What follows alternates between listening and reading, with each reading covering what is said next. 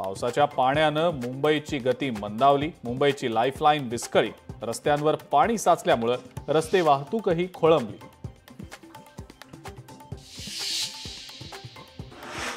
मुंबईमध्ये पावसाचा red alert. आवश्यकता नसेल तर घराबाहेर पडू नका. मुंबई महानगरपालिकेचं आवाहन. राज्यभरामध्ये पावसाचा हाहाकार. ठाणे, पालघर आणि भिवंडीमध्ये शाळांना उद्या सुटी, तर इतर भागातल्या शाळांचा निर्णय संध्याकाळच्या परिस्थितीनुसार. मुख्यमंत्र्यांनी दिली माहिती.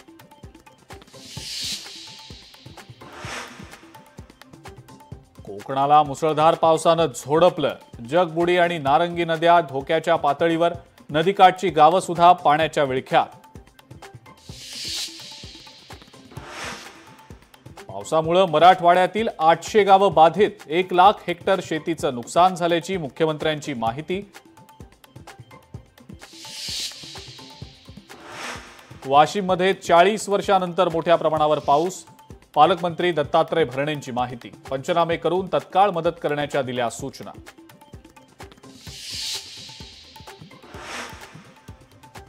वाशिममध्ये पावसाचा कहर. कांच आणि उतावळी नदीला पूर. नदीकाठच्या गावांना सतर्कतेचा इशारा.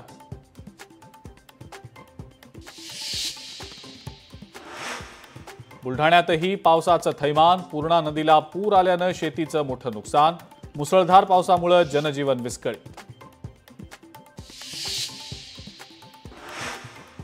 राज्यपाल सीपी राधाकृष्णन यांनी पंतप्रधान मोदींची घेतली भेट.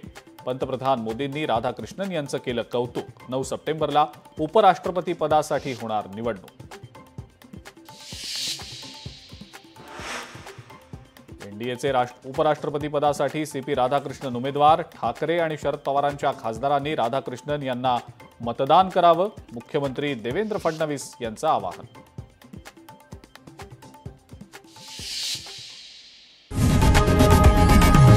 लोकशाही मराठी ऐका, पहा, जागरूक रहा.